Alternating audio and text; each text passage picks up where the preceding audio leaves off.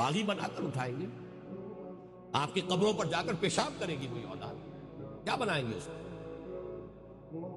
وہ آپ کے لیے اللہ کے ہاں زحمت بن جائے گی وہی اولاد. اور اولاد دی ہے آپ کو، ہدایت دی، اس کی تربیت صحیح کی ہے آپ نے، تعلیم اس کو صحیح دی ہے، وہ آپ کے لیے صدقہ جاریہ بن جائے گی.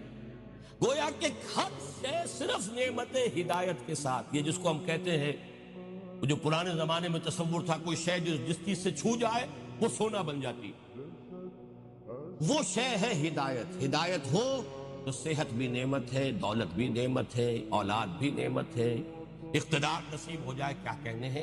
انسان دنیا میں فلاح پیدا کرے گا، خیر پیدا کرے گا، خلق خدا کی بہتری کرے گا، حضرت یوسف کے نقش قدم پر چلے گا، قحط جیسے مسئلے کو حل کر لے گا.